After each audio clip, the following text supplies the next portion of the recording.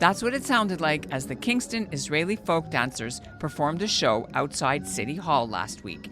It was part of the scheduled activities for Sukkah in the Square, the local Jewish community's very public project, and it's just what you imagine the name entails.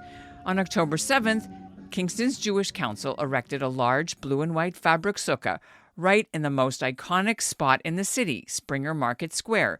And each day for the rest of the festival, the small community of about 3,000 people welcome guests, as the tradition requires, including some non-Jewish local politicians. The mayor shook the lulav.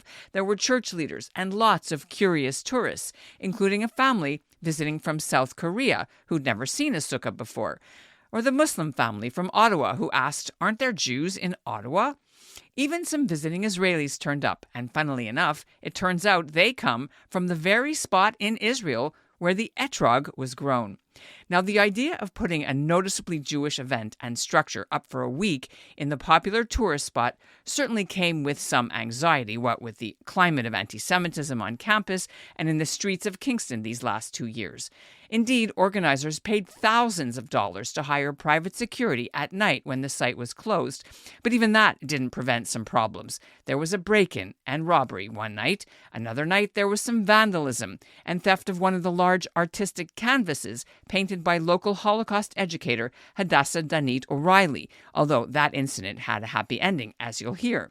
But overall, the organizers feel that the Sukkah in the Square project is something that brought the beauty of Jewish life out of the backyard and showcases a side of the community that isn't only fighting anti-Semitism and complaining about anti-Israel protests, but instead doing outreach with people who may not be part of those loud voices and for whom the idea of Jewishness has been complicated these past 2 years during the Israel-Hamas war. You know, when people only get their information from Independent Jewish Voices and the CBC, it's understandable why a lot of this is equated. And I really feel that having the sukkah in the middle of City Hall shows people that there's a lot more to the Jewish people than this political stuff we're always hearing about.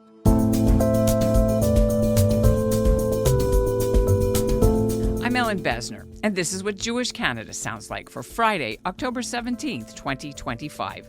Welcome to North Star, a podcast of the Canadian Jewish News, made possible thanks to the Ira Gluskin and Maxine Gronowski-Gluskin Charitable Foundation. Debbie Fitzerman is president of Kingston's Jewish Council and the point person for the very public, and she believes very successful Sukkah in the Square project, an idea that came out of her frustration with how the Jewish community was being portrayed, especially at City Hall, by the loud and effective lobbying campaigns run by fringe Jewish organizations, but also in the media. She believed she could tell a better story. And where else but the main square of Kingston, named for a prominent Jewish family, the Springers, who've been in town for generations, are big into real estate and own the Kingston Hockey Club. Now, the idea of showcasing the Sukkah Festival outside a city hall isn't new, at least in Toronto. A decade ago, the Sukkahville competition used to see architects compete to build sukkahs, but that ended a long time ago. Now, Middle East politics was certainly a backdrop to this year's Sukkah project in Kingston, but the Sukkah came down just as the 20 remaining living hostages were returned from Gaza, which Debbie Fitzerman thinks couldn't have been a more fitting timeline. And she joins me now. Thank you. Well, happy belated Sukkot. We are recording just after you took the Sukkah down, before Simchat Torah, like in the few hours between the beginning of Chag, the end of Chag, and on this momentous day when the hostages were returned. Before you did any of the taking down of the Sukkah, maybe just fill us in. Was anything talked about the hostages at all, or the pending deal while your Sukkah was up? Oh, well, I mean, what we found is that a lot of people would just come and speak and talk. So just in the matter of conversations, there's a tradition of uspazin, visitors for the sukkah. So last year we started with a board of pictures of all the hostages. So they were our guests in the sukkah, and we have them again this year. And then on Friday, we have a Kingston version of Run for Their Lives. So we had a gathering. It was a very last minute, and there were hordes of people that came, a lot of people that came. And the main message was, we hope this is the last walk for the hostages. So that was front and center. So, yes, the hostages were definitely thought about, talked about, all of the above. And I'm wondering, just personally, do you or did you wear hostage tags? And if so, where are they today? I don't. Other people do. When we were in the Sukkah, we wore these instead and walked around Kingston with them.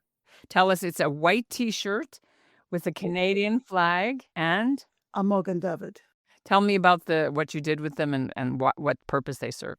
Well, actually, long time ago, KJC used to march in the Canada Day parade with everybody else. That kind of went by the wayside, and we had all these shirts just kind of hanging around in the synagogue basement. So we decided last year, let's be proud of who we are and wear these when we're in the sukkah. Well, let's go back a little bit to the beginning and tell us how you got the idea to put a sukkah in front of Kingston City Hall. This is our third year, so back up about December 2022. There was a council meeting. They were trying to do this whole IRA definition, adopting the IRA definition. And as Kingston's a small center, we have a group called Independent Jewish Voices, which I'm sure you've heard of. So basically, it wasn't passed. It created all sorts of angst. So Rabbi Polanski, myself, other leaders in the community met with the mayor. And he kind of explained, the lay of the land, and I listened. And I mean, the mayor didn't say it, but he says, all we know about the Jews are we do a light up the night and serve latkes once a year. People don't really know about it. And then there's also, I thought it and it wasn't said, but the only time the Jews are at City Hall is to complain. So, you got to start getting it out there that there's more to us than latkes and complaining and, the usual tropes. So I said to the mayor, how about we put up a sukkah at City Hall? He said, that's a great idea. What's a sukkah? So, that's where it started. So I applied to the city for a permit and they said, that's great. And this was before October 7th. They said, you need security because homeless people, might break in, start a fire, whatever. Oh, and insurance. As a matter of fact, small communities don't get any funding anymore. Yeah. So we had to go begging for money to buy a sukkah. So we went to the UIA and they threw us a little bit.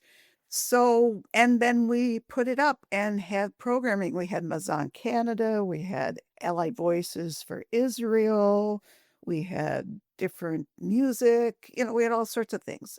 And what we found is most people just like to come and talk and find out what is a lulav, what is an etrog. Some of them said, wow, a sukkah in the middle of Kingston? Who knew there were Jews there? And one great story was some Israelis came and they saw the etrog and they said, that's where we live. Like on the box. On the box, that was their hometown. Wow. Let me ask you how you felt about things when it's, a lot of Jewish students on campus are feeling unsafe. And I'm not sure how much anti-Semitism you personally have experienced in your city, but, what risks did you have going through your mind doing it again this year and last year? Last year, we were definitely concerned. And really, nothing happened. Well, part of the thing was most of Sukkot was during reading week. So Kingston is pretty chill. The most of the issues come with the students. So they were away on reading week. The only thing we had is they had an all in for Gaza protest that was planned right by the Sukkah on the Sunday when they got back from reading week. So we just gave the police a heads up, and one of our committee members sent out a letter to the community saying, let's all show up and let's be a community, but no counter protests. So many people showed up with their dogs. A klezmer group was playing. It was just a really joyous time gathering around the sukkah, and the police kind of just guided the protesters to the other side, and we never saw them. What was really interesting is one of our committee members grew up in Britain, so she's used to, I hate to say this, anti-Semitism. So the sukkah is set up right near the public washrooms. So, of course, some of them were coming down, and she would go and talk to them and invite them into our sukkah. And they didn't know how to respond, so they just ran away. So that kind of gave us, an idea of how to deal with people if they came. And did you even this year have anything that stuck out to you in terms of people you didn't expect that maybe gave you a hard time that you were able to convince that this is a good thing to come and learn about? No, we had now Wednesday, like the police knew about it, but we did, to hire police is really expensive. We don't have money. So we just gave them a heads up, but they happened to know of, and I quote, shenanigans going on. And it turned out there was a whole group of protesters, carrying their flags and everything. And they were there was a lot of them, and they were crossing Sir John A, the main road. So when we pulled up, there was a police cruiser parked right at Market Square. And Officer Joanne said, that we've heard there's shenanigans around, so we're just making sure they behave themselves. And none of them ever came. I understand they were trying to go to Mark Gerritson's, the MP's office.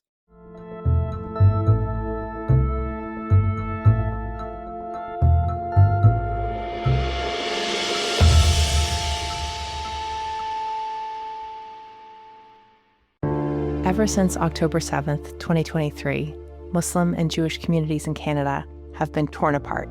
I've known you for 20 years. You've been at my house for Shabbat supper, I don't know how many times. And for 1 second, you can't put down your friend and just hold my hand? We're fed a constant stream of Jews and Muslims talking at each other, about each other, but rarely do we hear them talking to each other. There was, why are you doing this? What's the benefit of doing this? This podcast aims to do something different. I'm Avi Feingold, a rabbi and a writer with the Canadian Jewish News. I'm Yafa Sakeja, a Canadian-Palestinian entrepreneur and volunteer with the Canadian Friends of Standing Together. We're sitting down with Jews and Muslims, Israelis and Palestinians, from coast to coast and across the political divide, having difficult conversations in good faith. We are not the Israeli government. Palestinians are not Hamas. This is the place where we're both supposed to end up, Israeli and Palestinian, Arab and Jewish. Subscribe to In Good Faith, wherever you listen to podcasts.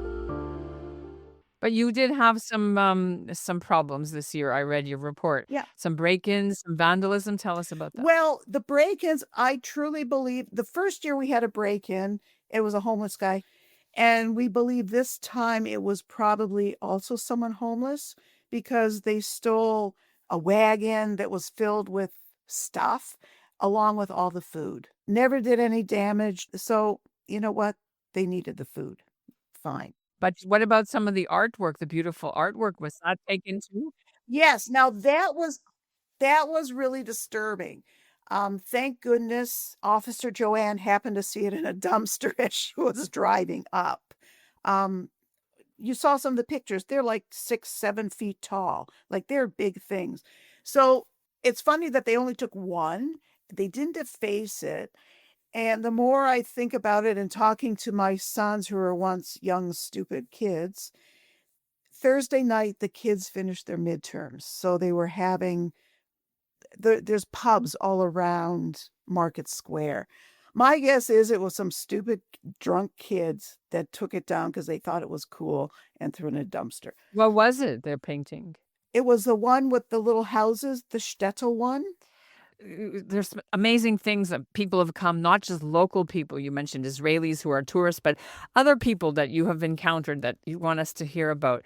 Well, there's one thing I really want to tell you about to make you jealous. Our mayor came in and shook the lulav, learned about it and actually said the blessings and shook the lulav and etrog. Why are you making me?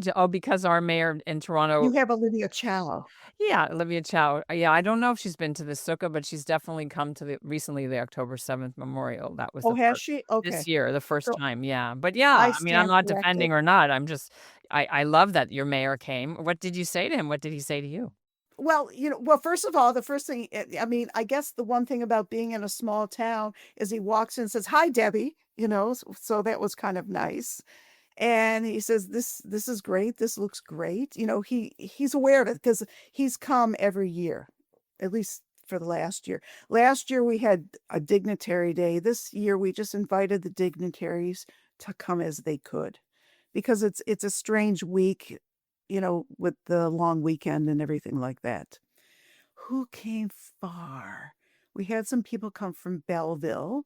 Oh, there was a couple from Vancouver who came in. She was Jewish. I don't know if he was or not, but she said, "This is so amazing. We could never do this in Vancouver." I said, "I bet you could." I know Vancouver's had some problems. Did you have someone from Korea or Vietnam or something? Yeah, they have family in Perth, Ontario, and the parents were visiting their kids that are married there. And according to the story, they understood the hostages and everything because they lived through that whole North Korea, South Korea thing. And she doesn't talk to her mother because she's in North Korea. What have people said to you, like when you come across people that sort of happened upon this as opposed to knew about it and came specially? Like, what are some of the things you remember that we should hear? Well, I think it depends if they were Jewish or not. If they're not Jewish, they say, "What is this?" And so we explain it to them. And there were some people who, if they're up on their Bible, they go, "Oh, yeah, that was in like Leviticus." Yes, right. And then there's other people who, so, wow. Or a lot of them want it as a photo op. Some are really interested in, the lulav and etrog. We, of course, have treats and goodies for them, or build your own sukkah kits and coloring. We started off with a theme of an elephant. Have you ever heard of why we use elephants in the sukkah? Well, there's a tractate in the Talmud, and it's all about Sukkot. And so the rabbis, they have their minutia discussions about what makes a kosher sukkah. So you need to have a wall at least 10 cubits high. Anyway, it comes down to the point you can use an elephant, long as it's chained to something where it won't run away. Wait, you mean as a wall? You could use Yes. an elephant? I didn't know that. I have to come to your sukkah next year and learn all these esoteric random things. Well, so the very first year we had this big blow up elephant. It caused conversation. I mean, that's the whole idea, is you want people to ask questions. So our elephant disappeared. It wasn't stolen. We stored it in the synagogue, and I don't know what happened to it. It got thrown out or something. We didn't bother getting another elephant. What do you personally think that this does in this atmosphere of the last 2 years to help you feel better? What do you get out of doing that? Well, a lot of it is, "Hey guys, we're Jews and this is what we do. This is one of our holidays. We have a really rich Hanukkah's not the big deal holiday. This is one of the big deal holidays that people don't hear about." I'm in a fiddle group, and this fiddle group has played for the last 2 years. We didn't play this year because it didn't work out. And one of the people said, "Well, maybe we should wait till this Gaza thing is over." And I said, "What does that have to do with Sukkot? We are a people." And I think that's the part that makes it really difficult. I mean, I woke up this morning hoping against hope that the hostages were, and I'm sure you did too. Or if some people stayed up all night, it's our people. We feel it. It's people don't get it. They don't understand why Israel was so intent on getting their hostages back. It's only 20 people. Again, in Jewish history and in Talmud, there are prayers, it's a commandment to get your hostages out. That's part of our people. Hostage taking, unfortunately, is not something new in our history.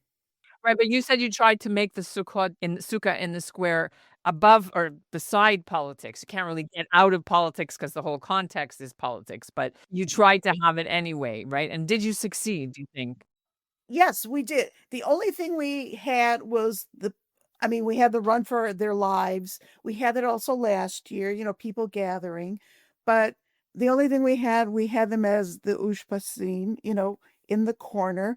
And last year we were able to get some school classes to come. And the little kids would ask, who are those people there? So we explained to them they were hostages. Everyone knew about it, and they became very silent. But then we still went on because we had the Yiddish Israeli folk dancing for the kids. We had it this year. Joy and sorrow are part of our experience, right? It's life. So yes, we concentrate on that. If people ask about it, we talk about it, but no one has asked about it. They're so overwhelmed about a sukkah. And a lot of them say, why don't you have a tarp on the top? Especially when it's raining. It's an immersive experience.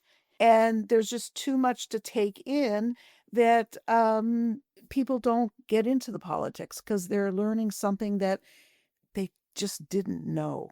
The first year before October 7th, I had my KWIG group, Kingston Women's Interfaith Group, we had a meeting in the Sukkah. And you see, I have pictures of a lot of Muslim women in their hijabs sitting around. And they come from South Asia, most of them come like Pakistan area, South Asia. And they were all talking about etrogs that they remember growing up and how they were grown and what color they were. It was very cool. Unfortunately, that hasn't happened in the last 2 years, but maybe it will again someday. Because of the situation, it was awkward. Yeah, I've heard that. To end off, what do you think other communities of similar size, big cities have issues like Vancouver, Toronto? I think it would be bad. It would be protested for sure. But where do you think it could work and replicate this? I really think any of the smaller towns would work because generally, this is Eastern Ontario, so people are probably a little more conservative. I mean, churches are busy people are genuinely curious. So I can see smaller centers having it. Go for it, be proud of who you are. It's funny. There's a lot of people are silent. They just don't want to deal with those few loud, aggressive people, and people would rather just keep their head down and not deal with it. But if it's presented to them in an open way, it's amazing how many people have come out and go, wow, we didn't realize there were Jews in Kingston. I would say go for it. What's the worst that can happen? Really? Well, I mean, it could be destroyed, defaced, torn down. Bad things could happen. But on the other hand, you had some beautiful moments. And should we live in fear? I'm not saying we should be stupid, but should we live in fear? Something like this. How much does this kind of project cost? First of all, you have to buy it. But then, to run something like this, you have to pay for renting the space every year? What's the budget? No, the city gives it to us for free. But security costs us about $3,500. I would say on the cheap, you could do it for about $5,000 once you have your sukkah. $10,000 that's a good number you can really do stuff with. But it's amazing how you're building bridges in interfaith in your own way. And it's very brave what you did. And it's a wonderful idea. It's talking to people one-on-one and making connections, not shoving anything down their throat. Well, now you have the next one is what? The Hanukkah in the square? Do they allow you to do that with the big menorah? Yeah, it's light up the night. So that's fine. No protests. Who knows? I mean, we give them latkes if they do. It doesn't matter. They can show up and have latkes. I'm glowing, and now I'm going to take a nap. It was a long week.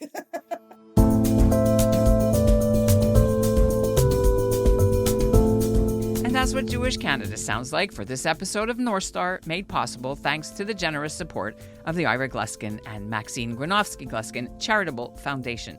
You can find out more about Kingston's Sukkah in the Square at the links in our show notes. North Star is produced by Andrea Varsany and Zachary Judah Kaufman. Michael Freeman is the executive producer, and our theme is by Brett Higgins. Thanks for listening.